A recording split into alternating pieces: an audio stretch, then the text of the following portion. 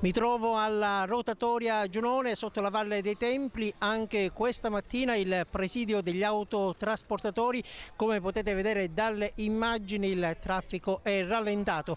Questa mattina a sostegno degli autotrasportatori del Movimento dei Forconi anche un gruppo di studenti del liceo Leonardo che possiamo ascoltare in queste interviste. Vediamo. Sono nostri genitori, sono padri che hanno figli, famiglie che non riescono a lavorare e non portano soldi a casa.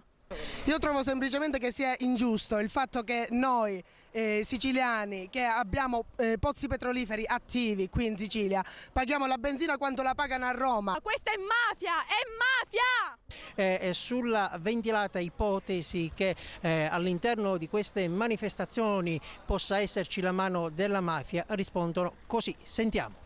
Non c'è la mafia qua c'è soltanto la fame, e la fame. Guardate quei ragazzi, il futuro bruciato. Non c'è nessuna mafia qua. Condivide la protesta? Sì, la condivido.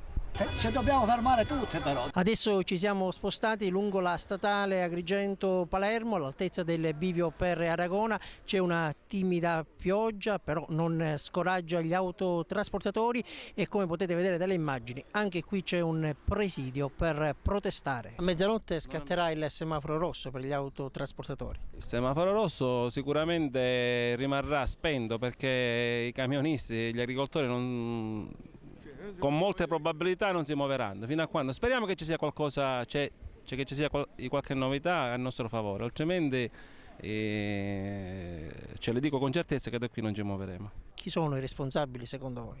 La criminalità politica. I politici non si stanno comportando da politici ma da politicanti, cioè da comparse che fanno i mestieranti di politica e si passano da un partito a un altro, cercano solo di fare i loro interessi, se li fanno non si capisce perché loro stanno tanto bene e il popolo è alla miseria. Non sarebbe opportuno protestare a Roma? Sarebbe opportuno protestare a Roma, ma chi ci va nelle condizioni in cui ci troviamo? Comunque la situazione è solo drammatica ormai.